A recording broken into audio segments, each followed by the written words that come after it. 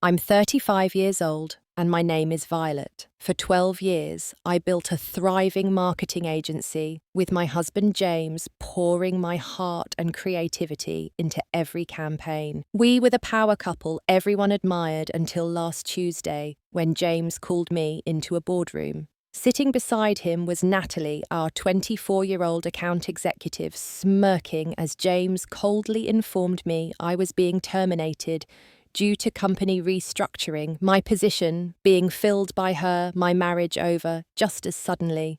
If you're watching this from somewhere cozy, let me know in the comments. Hit subscribe to find out how Natalie's smug smile vanished when she logged in the next morning and discovered exactly what awaited her in our company accounts. Growing up in Chicago, I always had big dreams of making it in the marketing world. I studied hard through college, earning my degree in marketing with a minor in graphic design, determined to create campaigns that would catch people's attention and leave lasting impressions. My professors often commented on my innovative thinking and ability to see connections others missed. I carried that determination into my early career, taking entry-level positions, but always with my eye on something bigger. I met James at a digital marketing conference in Boston 14 years ago. We were both 21, ambitious, and full of ideas about how to revolutionize the industry. He had this confidence that immediately drew me to him, standing tall in a crowd of networking professionals and speaking with such conviction about the future of digital marketing. When he approached me after my presentation on emerging social media strategies, there was an immediate spark between us. "Your insights on audience targeting were brilliant," he told me, his blue eyes holding mine with genuine interest. "I've been thinking along similar lines for my clients."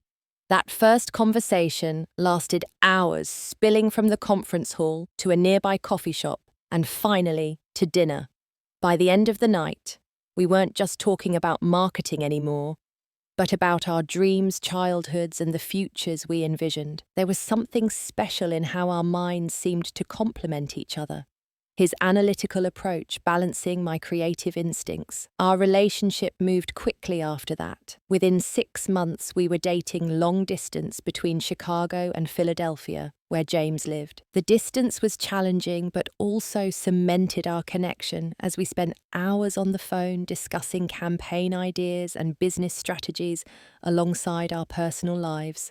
After a year, I took the leap and moved to Philadelphia to be with him. 2 years into our relationship, James proposed during a weekend trip to New York City. Standing at the top of the Empire State Building, he pulled out a ring and spoke about building our empire together, a life and business partnership that would change the marketing world. I said yes without hesitation, already envisioning our shared future. Our wedding was small but meaningful, with just close friends and family. Rather than an expensive honeymoon, we put our savings toward our dream, starting our own marketing agency. Within months of getting married, we launched Stewart Creative Partners from the second bedroom of our apartment. Those early years were incredibly challenging. We worked from our makeshift home office with a single shared desk, taking turns using the better computer. I handled the creative work, designing logos and campaign materials until the early hours of the morning, while James focused on finding clients and managing our minimal finances. Our apartment became a maze of sample materials, design boards, and empty coffee cups. We'll look back on this someday from our corner offices and laugh. James would say during particularly tough moments when we wondered if we'd made a terrible mistake. The first 2 years, we barely broke even. There were months when we questioned everything, wondering if we should give up and return to the security of working for established companies. The stress tested our young marriage, leading to arguments about money and time management. But beneath the tension was always that fundamental belief in each other's talents and our shared vision. Our breakthrough came 3 years in when we landed Horizon Tech, a mid-sized tech company looking to rebrand. I spent weeks developing their campaign, barely sleeping as I perfected every element. When we presented our pitch, the executives were blown away. Not only did they hire us, but their CMO personally recommended us to several other companies in his network. Suddenly, we had enough clients to justify expanding. That success came with significant sacrifices on my part. We had originally planned to start trying for a family around our 5th year of marriage, but with the business taking off, we agreed to wait. I poured myself into growing our company instead, regularly working 80-hour weeks and taking client calls during weekends and holidays.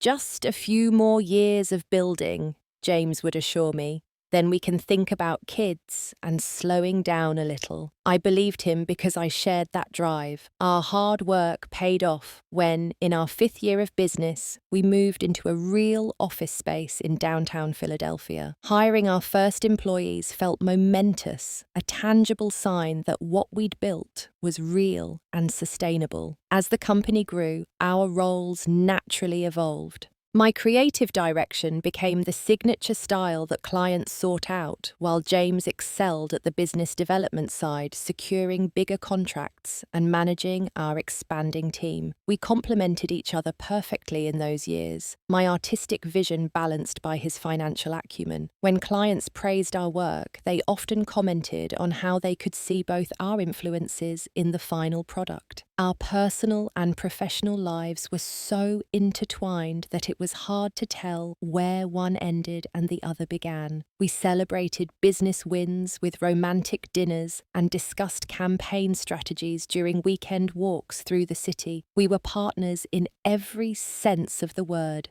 building something meaningful together. Looking back, I can see the early warning signs that things were changing even as we celebrated our growing success. As we approached our 10-year business anniversary with 20 employees and a portfolio of impressive clients, James began to change subtly. He became more image-conscious, upgrading his wardrobe from business casual to tailored designer suits. He started paying more attention to status symbols, suggesting we move to a more exclusive neighborhood and lease luxury cars. "We need to look the part," he explained, when I questioned the necessity of these expenses. "Clients expect a certain image from successful agency owners." I didn't realize then that these changes weren't just about business image. They were the first hints that the foundation we'd built together was beginning to crack. By our 11th year in business, Stewart Creative Partners had grown to 25 employees, with a client list that included several nationally recognized brands. We had moved to a larger office in a prestigious building with floor-to-ceiling windows and a reception area designed to impress. From the outside, everything looked perfect. We were the success story everyone pointed to, the couple who had built a dream together. But behind closed doors, things had begun to shift. I first noticed the change in James about 8 months ago. He became increasingly distant, often lost in thought during our evening meals, or dismissive when I tried to discuss personal matters. At first, I attributed it to the natural stress of managing our growing business. Running a company of our size came with tremendous pressure, and we both had our moments of being preoccupied with work concerns. "James, is everything okay? You seem distracted lately," I asked one night over dinner at home. "Just thinking about the Wilson account," he replied, eyes never leaving his phone screen. Their CMO called with some concerns about the latest draft. But it wasn't just at home. During office meetings, James began to subtly undermine me in ways he never had before. When I would present creative concepts to clients, he would follow up with comments like, "What Violet means is," or "We could also consider this alternative approach." It was never overtly hostile, but it sent a clear message that my ideas needed his refinement or approval. At the same time, James underwent a physical transformation that went beyond his wardrobe upgrade. He joined an exclusive gym downtown and began working out with a personal trainer 5 mornings a week.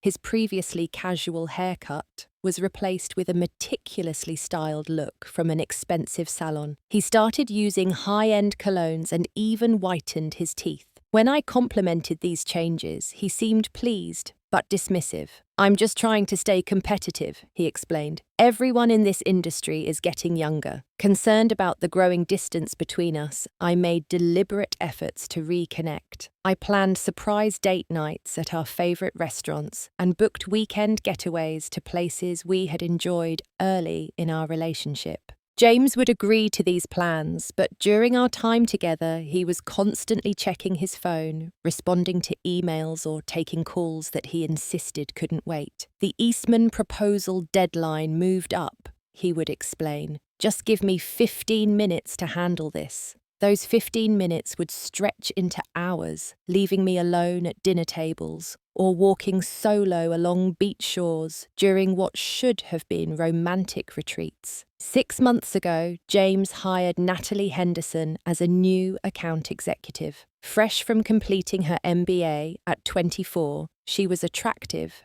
ambitious, and eager to make her mark in the industry. During her interview, which both James and I conducted, she impressed us with her sharp insights and contemporary perspective on digital trends. "I've followed your agency's work for years," she told us, her bright expression focused primarily on James. "The campaigns you've created have inspired my own approach to marketing."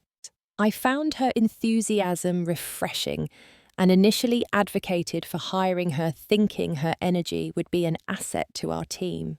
In the beginning, Natalie and I had a friendly professional relationship. She would seek my advice on creative approaches and seemed genuinely interested in learning from my experience. I even invited her to join me for lunch several times, wanting to mentor her as she started her career. About a month after Natalie joined our company, I began noticing that she and James were having frequent private meetings. Walking past his office, I would see them huddled over presentations or engaged in animated conversations that immediately quieted when I entered the room.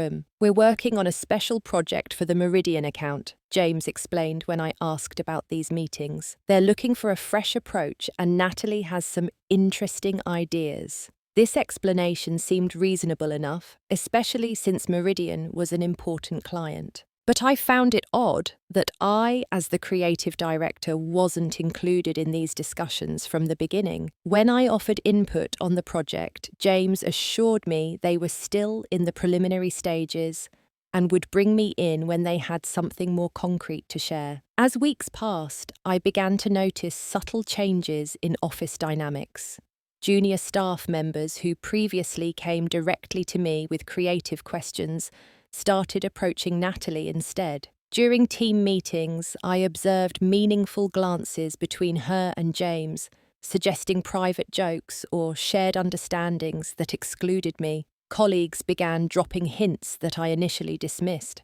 Our operations manager, Sophia, who had been with us since the early days, made a comment that struck me as strange. "I saw James and Natalie at Vincenzo's last night," she mentioned casually. "They seemed to be having quite the intense conversation."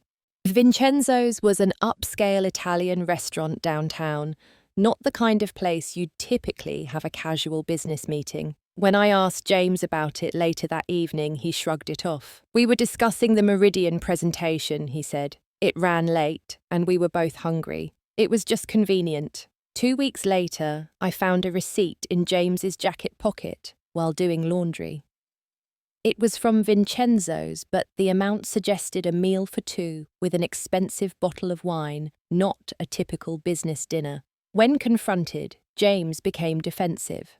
"Are you checking up on me now?" he snapped. "Yes, I had dinner with Natalie. We're working on a major pitch together. This is exactly why I didn't tell you, because I knew you'd overreact." His response left me feeling both hurt and confused. In 12 years together, we had always maintained transparency about our work and relationships. This defensiveness was new and troubling. "Something feels different, James," I said during a rare moment when I managed to get his full attention at home. "Not just with us, but at the office too.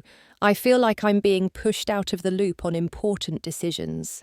"You're imagining things," he replied, his tone gentler but still dismissive. We're just growing, and that means our roles have to evolve. Maybe you're feeling some insecurity about the new direction." His words made me doubt myself.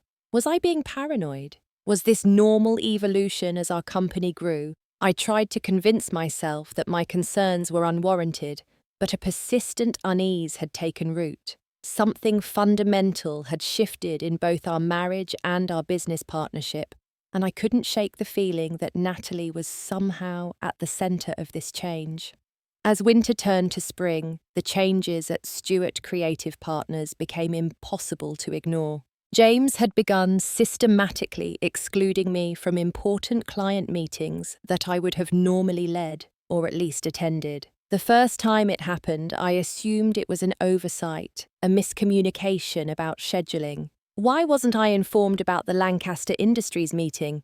I asked James afterward, trying to keep my tone neutral rather than accusatory. "It was primarily about budget adjustments," he explained smoothly. "Mostly financial discussions that didn't require creative input at that stage." This explanation seemed plausible.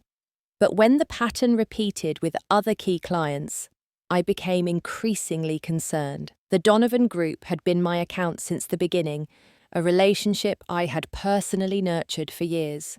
When I learned they had come in for a strategy session that I hadn't been invited to, I confronted James more directly. Donovan specifically asked for a broader perspective. James claimed not quite meeting my eyes. They wanted to explore some digital avenues that Natalie specializes in. "I didn't think you'd want to sit through all the technical details." What hurt most was discovering that decisions were being made without my knowledge, strategic choices that affected the creative direction of campaigns I was supposedly leading. I began noticing my name missing from email chains discussing projects I should have been central to. When I would check in on these projects, team members seemed surprised, explaining that James or Natalie had already provided direction. During our weekly executive meetings, James began deferring to Natalie's opinions with increasing frequency. "Natalie, what's your take on this?" became his standard response to almost any discussion point, often before I had a chance to weigh in. Her suggestions, regardless of merit, received his immediate approval and enthusiasm. Natalie's demeanour toward me shifted subtly as well. The eager apprentice seeking guidance transformed into a confident rival who would question my creative decisions in front of the team. During one particularly difficult presentation review, she interrupted my explanation of a campaign concept. "This approach feels a bit dated," she said, her tone professionally pleasant, but her eyes challenging. "Today's consumers respond better to more authentic, spontaneous content. Perhaps we should pivot to something more contemporary." James nodded along with her critique. "Natalie has a point, Violet. The market is shifting toward her approach. Let's explore that direction instead." Office dynamics continued to evolve as staff sensed the changing power structure. Junior designers who once eagerly sought my feedback began routing their work through Natalie for preliminary review. I overheard conversations that stopped abruptly when I walked by. The company I had built from nothing was becoming a place where I felt increasingly like an outsider. When I tried to reassert my position by scheduling my own meetings with key clients or taking the lead on new campaigns, I encountered subtle resistance at every turn. Meetings would be rescheduled at the last minute due to conflicts or moved to times when I had other commitments. Draft presentations I created would be accidentally overwritten with versions that incorporated Natalie's vision instead. During a rare evening when James and I were both home for dinner, I tried again to discuss what was happening. "I feel like I'm being deliberately sidelined at the agency," I said directly. "Is there something going on that you're not telling me?" James sighed with exaggerated patience. "You're being paranoid, Violet. The company is evolving and we all need to adapt. Maybe you're resistant to change because you're too emotionally attached to the way things used to be." His response left me reeling. This wasn't just dismissive, it was gaslighting. He was suggesting that my legitimate concerns about being excluded from my own company were merely emotional overreactions. For the first time in our relationship, I began to wonder if I could trust him at all. My suspicions drove me to investigate more carefully. Late one evening, after most employees had left, I accessed the company's financial records, which I had increasingly been kept away from. What I found was troubling, unusual transactions authorized by James consultant fees to entities I didn't recognize, and expenses that seemed excessive or unnecessary. More concerning were draft documents outlining a company restructuring plan that would significantly diminish my role while expanding both James' authority and creating a new executive position with substantial equity options. The name listed for this position was Natalie Henderson. My hands shook as I printed key documents and saved digital copies to a secure drive. This wasn't paranoia. There was a coordinated effort to reduce my influence in the company I had co-founded. The next morning, I called Lisa, a lawyer friend who had helped us with contracts in the past. Over coffee at a cafe far from our office, I explained the situation without revealing my deepest fears about James and Natalie's relationship. Based on what you're describing and your partnership agreement, they can't legally remove you without your consent, Lisa advised. But it sounds like they're laying groundwork for something. You should secure copies of all important documents and change your personal account passwords immediately. Taking her advice, I spent the next week quietly creating backups of crucial business files, client contracts that specifically named me as the creative lead, and examples of my work that proved my central role in the company's success. I changed all my personal passwords and created separate accounts for my personal emails and cloud storage. These precautions felt extreme, almost paranoid, but an incident later that week confirmed my worst suspicions. Working late, I walked past James's office to find him and Natalie inside the door, nearly closed. They were laughing intimately, standing much closer than colleagues normally would. When I pushed the door open, they jumped apart. Natalie's hand dropping quickly from where it had rested on James's arm. "Violet, we were just finishing up the Richardson proposal," James said, his voice overly casual. Natalie smiled weakly, gathering papers from his desk. "I should get going," she said. "We can continue this tomorrow." As she brushed past me in the doorway, the scent of her perfume mingled with what I recognized as James's cologne, telling a story that words didn't need to confirm. That night, I barely slept, my mind racing with questions and plans. Was my marriage over? Was my career at risk too? How had we gone from partners with a shared dream to this painful reality? The uncertainty was excruciating, but a quiet determination began to form beneath my anxiety. Whatever was coming, I wouldn't be caught unprepared. The email arrived at 9:15 on a Tuesday morning.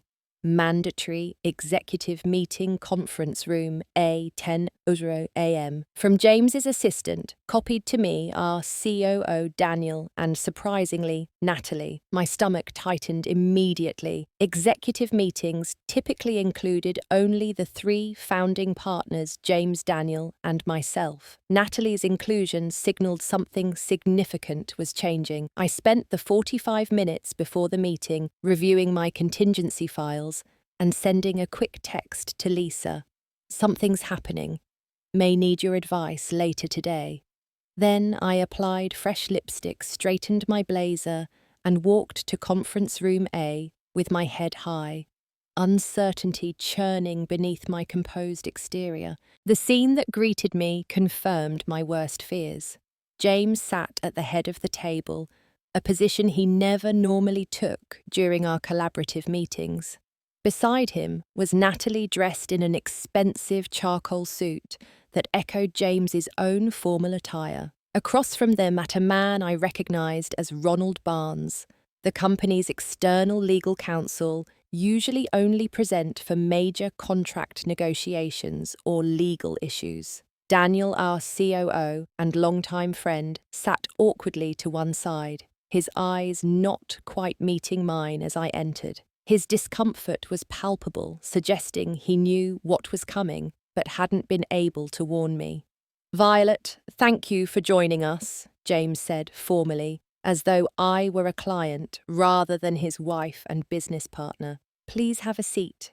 As I took the only remaining chair facing this impromptu tribunal, I noticed a manila folder in front of each person except me. My fingers instinctively tightened around the tablet I carried, suddenly grateful for the digital evidence I had secured. "We've called this meeting to discuss some necessary changes to the company structure," James began, without preamble. His voice had a practiced quality, suggesting he had rehearsed this speech. "As Stewart Creative continues to grow, we need to evolve our leadership approach to meet changing market demands." I remained silent, watching him carefully as he continued. "After extensive analysis and consultation with our advisors, we've determined that a significant restructuring is required to position the company for future growth. As part of this restructuring, we are making changes to the creative department leadership." James slid a document across the table toward me. "This outlines the terms of your separation agreement. We're prepared to offer a generous severance package in recognition of your contributions to the company." The room seemed to tilt slightly as I processed his words. Despite my preparations and suspicions, the reality of being formally pushed out of my own company by my husband was stunning. "Separation agreement," I repeated, my voice steadier than I felt. "You're terminating my position on what grounds?" James exchanged a glance with Ronald before responding. "This isn't personal, Violet. It's a strategic business decision based on the company's evolving needs and creative direction." "Not personal." I couldn't help the short, incredulous laugh that escaped me. "You're my husband firing me from the company we built together, and it's not personal." The flash of discomfort that crossed James's face was quickly masked. "This meeting is about business, not our personal relationship. We can discuss that separately." I turned my attention to the document before me, scanning its contents while maintaining a neutral expression. The severance terms were financially substantial but would require me to relinquish all equity in the company and sign a non-compete agreement, preventing me from working with any of our clients for 2 years. "And who will be taking over my responsibilities?" I asked, though I already knew the answer. "Natalie will be stepping into the role of creative director," James confirmed. "Her fresh perspective and digital expertise align perfectly with our new direction." I looked at Natalie, who maintained a professional expression, though I caught the slight twitch of satisfaction at the corner of her mouth. She had won, or so she thought. "Congratulations," I said flatly, then turned back to James and Ronald. "I'll need time to review these terms with my own legal counsel." "We'd like to resolve this today," Ronald interjected smoothly. "The transition plan requires immediate implementation." "I'm sure it does," I replied, gathering the documents and standing. "Nevertheless, I won't be signing anything without proper review."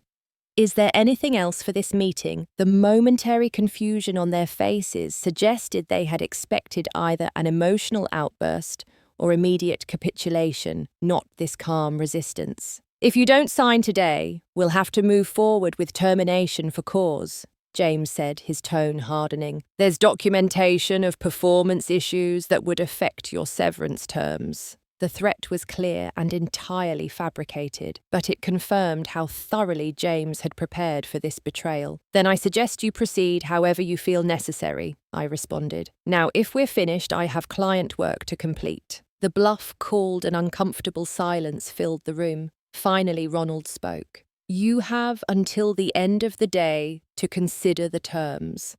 After that, alternative measures will be implemented." I nodded once and walked toward the door, pausing to address the room one final time. 12 years of building something together, and this is how it ends. I hope it was worth it. As I closed the door behind me, I heard James already moving on to discuss transition plans with Natalie. The hallway seemed longer than usual as I made my way back to my office, passing curious employees who had clearly sensed something significant was happening. I had barely settled at my desk when Sarah James's assistant appeared at my door with a security guard.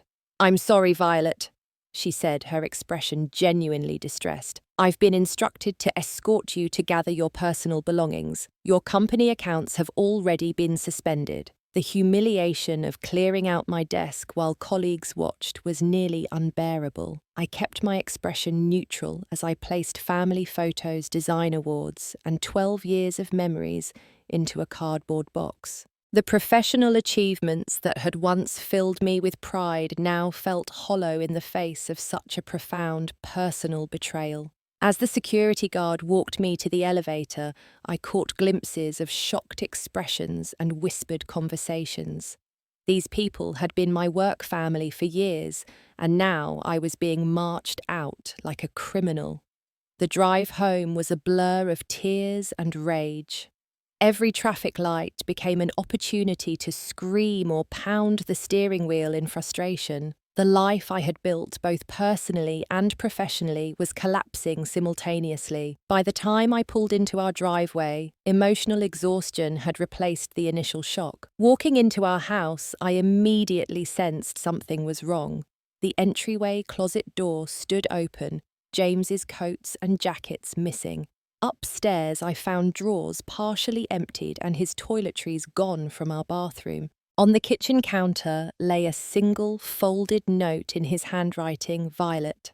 I've moved out temporarily to give us both space. I think it's for the best, given the circumstances. I'll contact you through attorneys regarding next steps for both the company and our marriage. James."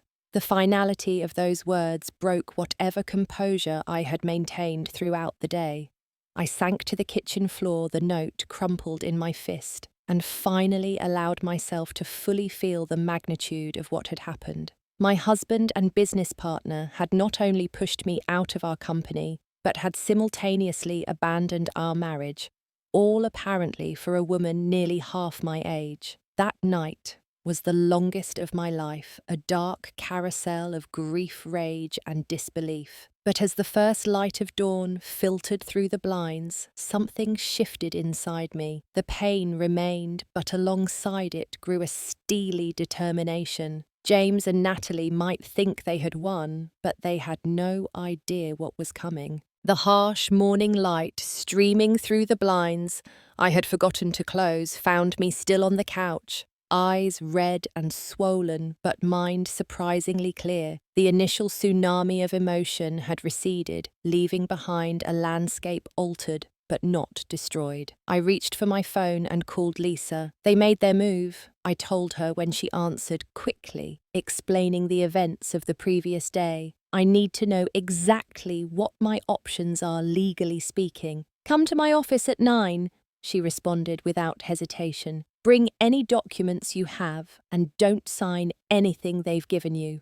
After a quick shower that washed away the physical remnants of last night's breakdown, I dressed with deliberate care, choosing an outfit that had always made me feel powerful. Today wasn't about looking good for others.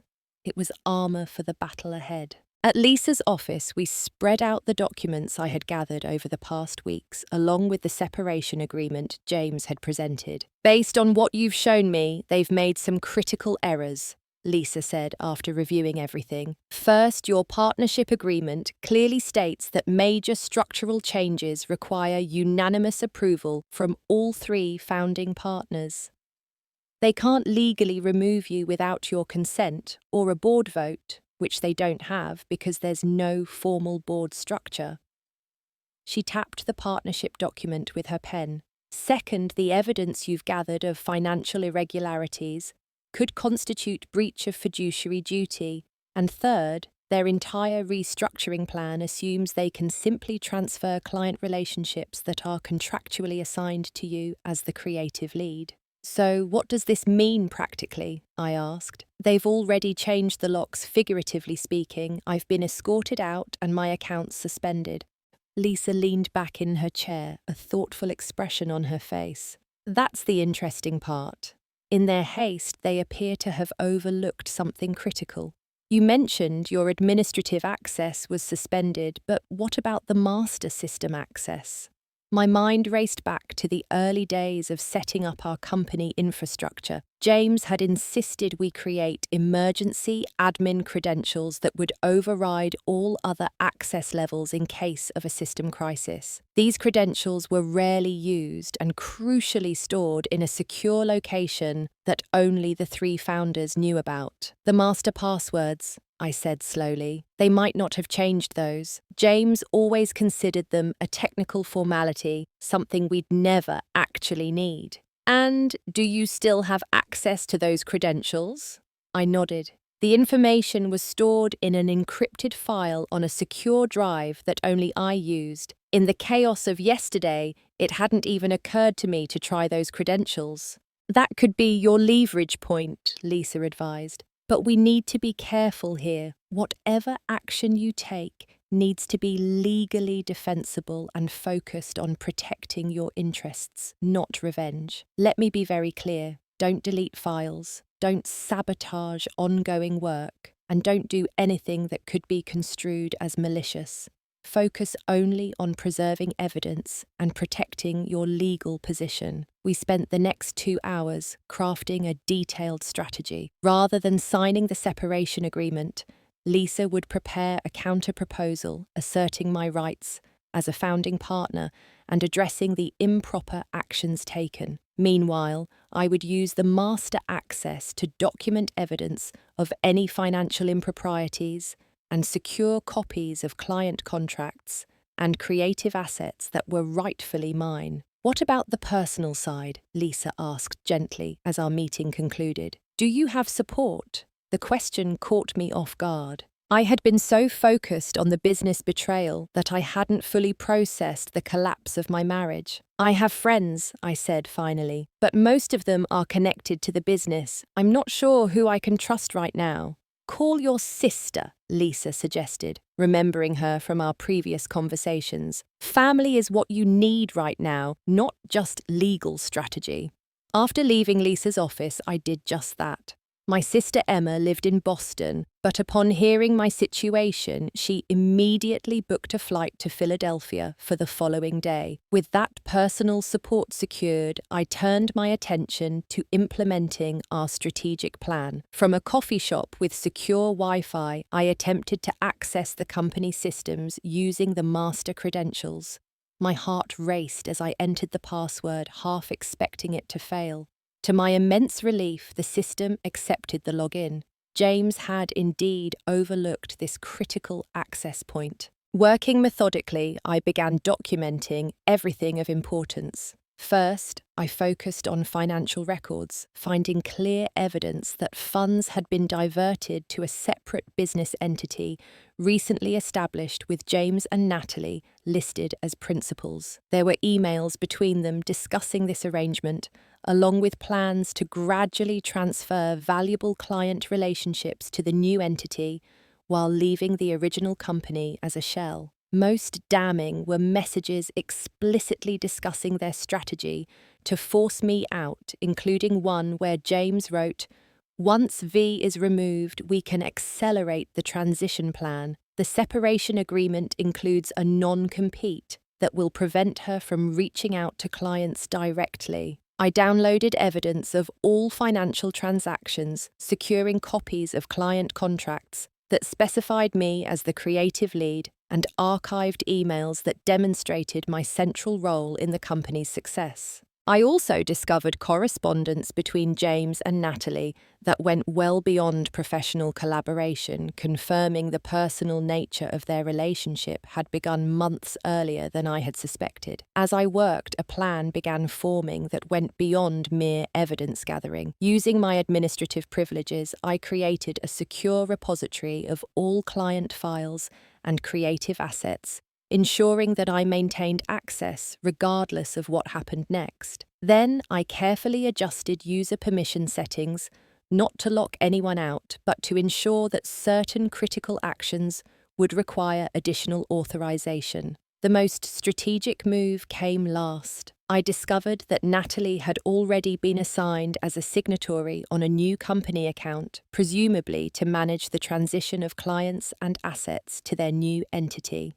Using my access, I updated the financial system to list her as the responsible financial officer for the shell company they had planned to leave behind, directly connecting her name to their scheme in the official records. By late afternoon, I had completed my digital reconnaissance without disrupting any ongoing operations or deleting a single file. Everything I had done was designed to secure evidence and protect my legal position exactly as Lisa had advised. I logged out of the system feeling a strange mix of satisfaction and sadness. The company I had helped build was being hollowed out by the two people I had trusted most, but they had significantly underestimated me in their calculations. That evening, I sent a brief email to our COO, Daniel, whom I had known for years and suspected had been pressured into cooperating with James's plan. Daniel, I know yesterday was difficult for everyone. Before things proceed further, I think you should be aware of some concerning financial activities I've discovered. I'm available to discuss this privately if you wish. Violet.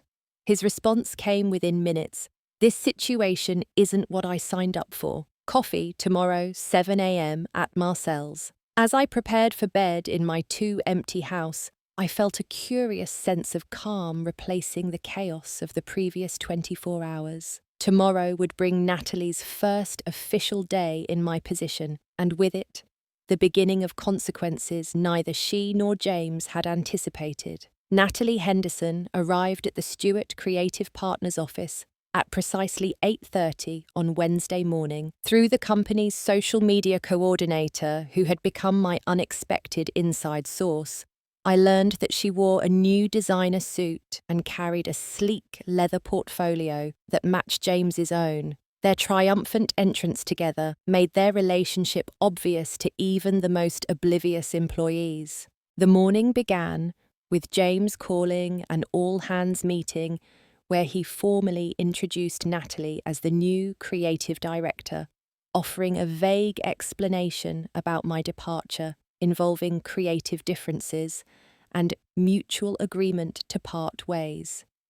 According to my source, the staff's reaction was a mixture of stunned silence and uncomfortable shifting, particularly from those who had worked closely with me for years. By 9:15, Natalie was settled in what had been my office, already rearranging the furniture and removing the few personal items I hadn't been able to take during my escorted exit. James spent the first hour with her reviewing client lists and upcoming deadlines before leaving her to officially begin her new role.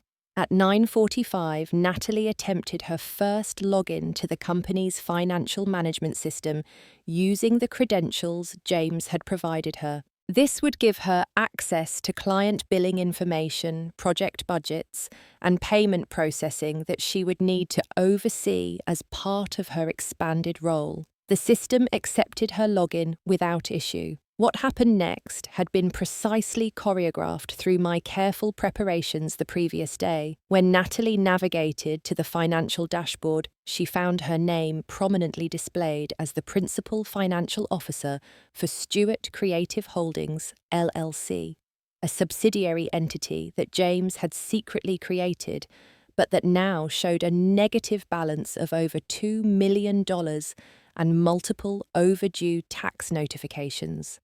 According to my source, Natalie's confused exclamation was audible through her closed office door. Within minutes, she was hurrying to James's office tablet in hand, her confident demeanour replaced with obvious distress. Simultaneously, at exactly 10 o'clock, several things happened in careful coordination. First, Lisa's legal assistant hand delivered a detailed legal notice to the company reception desk, formally contesting my termination and outlining evidence of financial misconduct, with copies addressed to each partner, including Daniel. Second, all major clients received automatically triggered emails that had been scheduled through the project management system. These emails politely informed them that due to leadership changes at the agency, their projects were being temporarily assigned to transition teams and included links to review their contracts, which explicitly named me as their creative lead. Third, an encrypted file containing documented evidence of financial irregularities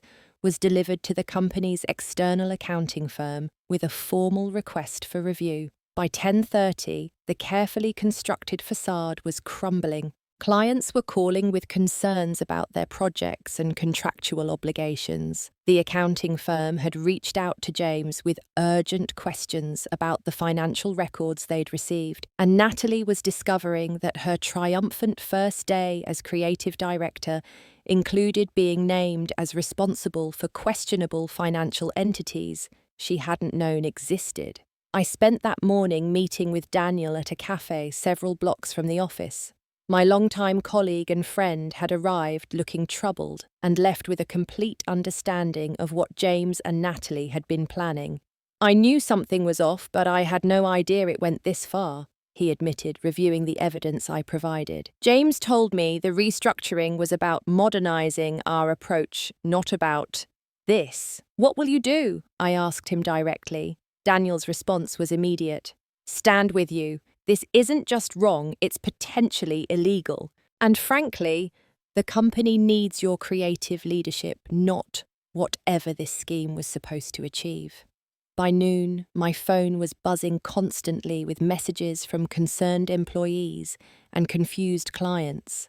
I responded to each with calm professionalism, explaining that there appeared to be some confusion about company leadership that was being addressed, and assuring them that their projects remained in good hands with our talented team. At 1 o'clock, Lisa called with news. James's attorney reached out requesting an urgent meeting. "Apparently, they're suddenly open to discussing alternate arrangements to your separation agreement." "I bet they are," I replied, allowing myself a small smile of satisfaction. "What do you recommend? We meet but on our terms, and we come with our full counter-proposal ready." While Lisa prepared for the potential settlement meeting, I received a text from my social media source. "Total chaos here. J&N having intense closed-door meeting." Overheard shouting.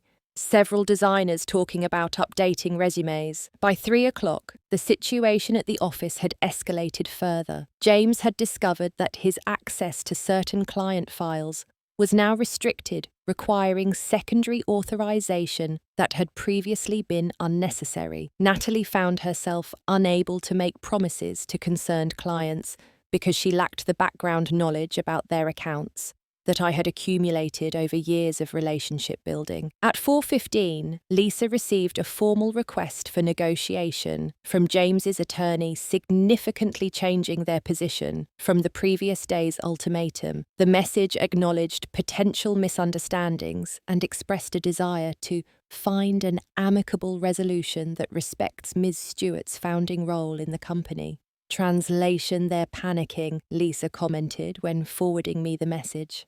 "The question is, what do you want out of this full reinstatement buyout?" Something else entirely. It was a question I had been contemplating since my initial shock had faded. Did I want to return to a company where my husband and partner had so thoroughly betrayed my trust? Could I rebuild in that same space with those same painful associations? "I want what's rightfully mine," I told Lisa after careful consideration. "My client relationships, my creative portfolio, and fair compensation for what I've built. But I don't think I want to remain in business with James regardless of the outcome." Lisa nodded understanding. "Then we leverage this position to negotiate the most advantageous exit possible on your terms rather than theirs." As the business day ended, one final development cemented the shift in power. 3 senior designers, all of whom had been with the company for years and were deeply loyal to me, submitted their resignations, effective, immediately citing ethical concerns about the company's direction. Their departure would leave critical client projects without leadership just as important deadlines approached. That evening, as I sat with my sister Emma, who had arrived from Boston, my phone rang with a number I recognized all too well, James's personal cell. After a moment's hesitation, I answered and put it on speaker. "Violet." His voice sounded strained, the confidence of yesterday completely evaporated. "We need to talk. Things have gotten out of hand." "I'm listening," I replied neutrally. This approach isn't helping anyone. Clients are threatening to leave. Key staff have resigned. Whatever point you're trying to make has been made. I'm not trying to make a point, James. I'm protecting what I spent 12 years building from being stolen from me. There was a long pause before he spoke again. What do you want? The question was so direct, so lacking in his usual manipulation that it momentarily surprised me. But my answer came without hesitation. I want a fair division of what we built together. I want my clients who choose to work with me to be able to do so without restriction. I want compensation for my ownership stake based on actual company value, not the deflated figures in your separation offer. And I want a public acknowledgement to our staff and industry that I was not terminated for cause. Another long silence followed. And if I agree to these terms, then we can begin negotiating the details through our attorneys tomorrow and perhaps salvage something of the company's reputation in the process. After he hung up, Emma looked at me with a mixture of pride and concern. Are you okay with walking away from the company you built? I considered her question carefully. I'm not walking away from what I built. I'm taking the most valuable parts with me, my creativity, my client relationships, and my integrity. The company was just a vehicle. I can build another one. For the first time since the nightmare began, I felt genuine peace about the path forward. Whatever happened in tomorrow's negotiations, I had already reclaimed my power and my voice. 3 months passed like scenes from a different life entirely. The sleek downtown Philadelphia office I now occupied overlooked Rittenhouse Square, its modern glass walls and open floor plan, a deliberate contrast to the traditional decor of Stewart Creative Partners. The sign on the door read simply, Violet James Creative, reclaiming my maiden name both professionally and personally. The settlement negotiations had been intense but ultimately successful. After 2 weeks of back and forth with mounting pressure from clients and staff departures, James had conceded to most of my demands. I received 70% of my original ownership value, retained rights to work with any clients who chose to follow me, and secured a public statement acknowledging my founding role and creative contributions to the agency. Most importantly, the non-compete clause had been completely removed, allowing me to immediately establish my new agency with a core team of talented designers who had resigned from Stewart Creative in solidarity. Within days of the settlement announcement, 60% of our former clients had reached out about moving their business to my new company. Natalie's fate had been an unexpected footnote to the whole ordeal. Her brief tenure as creative director ended abruptly when the financial entanglements James had created became impossible to ignore. According to industry gossip, she had quietly left Philadelphia altogether, her carefully cultivated professional reputation tarnished by association with the scandal. Last I heard, she had taken a mid-level position at a small agency in Chicago, her ambitious rise temporarily halted by the consequences of her choices. As for James, the company he retained was a shadow of what we had built together. With client departures and staff resignations, Stewart Creative Partners had downsized to a smaller office and was struggling to rebuild its portfolio. Our divorce proceedings were moving forward with the same attorney who had handled my business settlement, ensuring that my personal interests were protected as thoroughly as my professional ones had been. On this particular morning, I sat in my new conference room, surrounded by my core team, now expanded to 15 talented professionals who shared my vision for authentic, client-focused creativity. We were preparing for a presentation to Horizon Tech, the very client whose business had been our first major breakthrough years ago,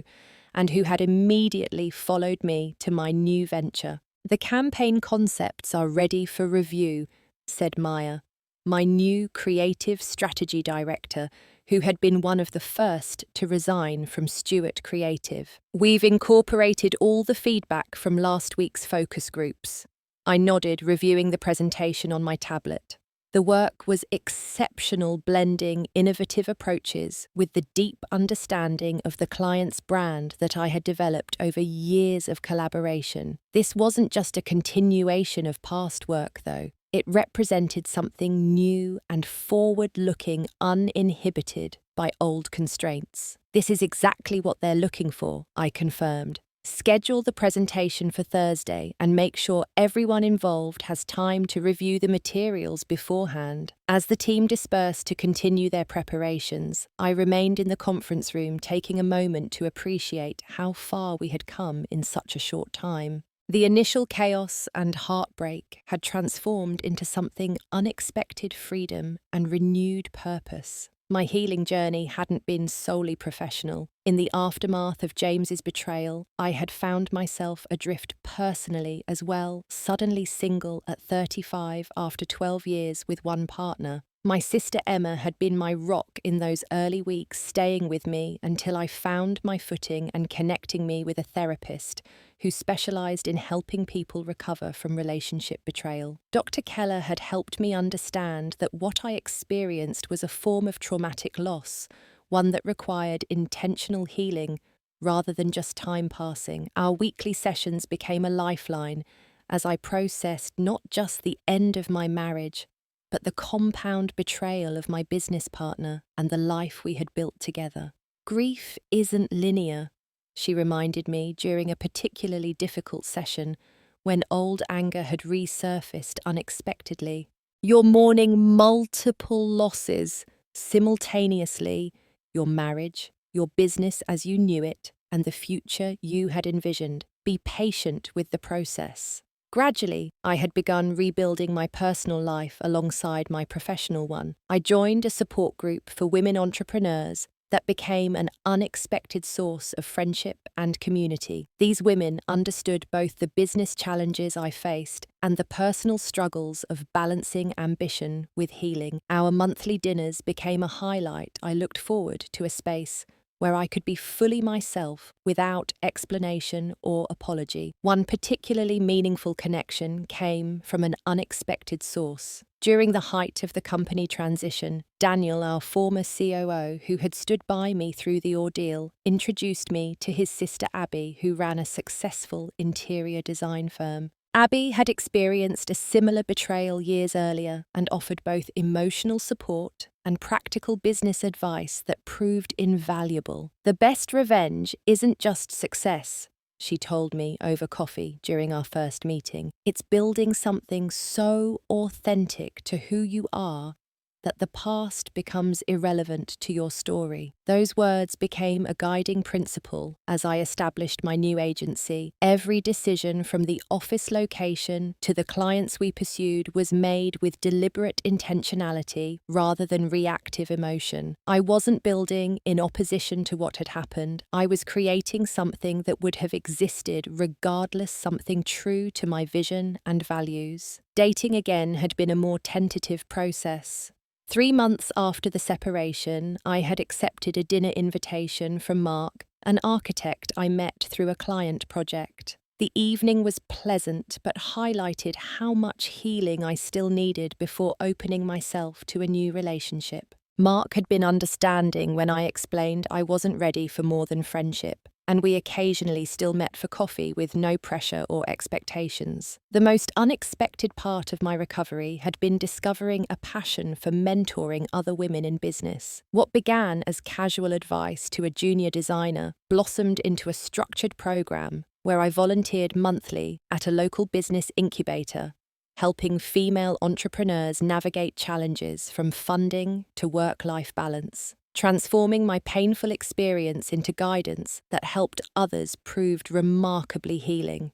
My reflections were interrupted by a knock at the conference room door. Maya stood there, with an expression of barely contained excitement. "Landry Brothers just called. They want to meet next week to discuss moving their entire portfolio to us." Landry Brothers was a major national retail chain and had been Stewart Creative's largest client, one that James had personally managed for years. Their interest represented not just substantial business growth, but a significant vote of confidence in my leadership.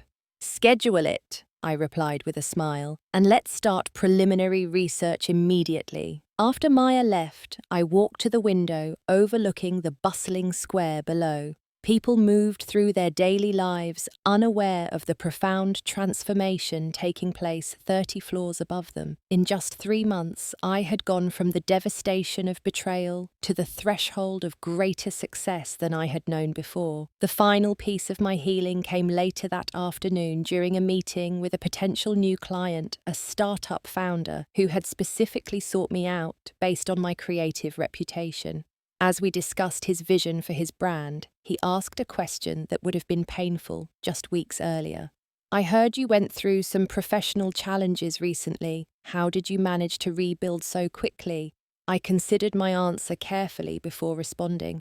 I discovered that what appeared to be an ending was actually a beginning in disguise. The skills and relationships I built over 12 years didn't disappear with my previous company. They became the foundation for something better. Sometimes losing what you thought you wanted leads to finding what you truly need. As he nodded with appreciation for the insight, I realized the words were entirely true. The betrayal that had seemed world-ending had ultimately freed me to create something more authentic, more fully mine than the compromise my previous life had become. I had not just survived James and Natalie's betrayal, I had transformed because of it. That evening, as I prepared to meet my entrepreneurial women's group for dinner, I paused to send a brief email to a young female business student who had reached out seeking advice after hearing me speak at a recent industry event. My closing words to her summed up the journey of the past 3 months. Success isn't about never falling, it's about what you build when you rise again. The people who underestimate you today become the footnotes in your story tomorrow. Build with integrity, lead with compassion, and always, always back up your files. Have you ever had to rebuild after someone betrayed your trust? I would love to hear your stories in the comments below. If this journey resonated with you, please hit that subscribe button and give this video a thumbs up. Your support helps me continue sharing these life lessons. Remember, sometimes our greatest setbacks lead to our most meaningful comebacks. Thank you for listening, and I hope you'll join me next time.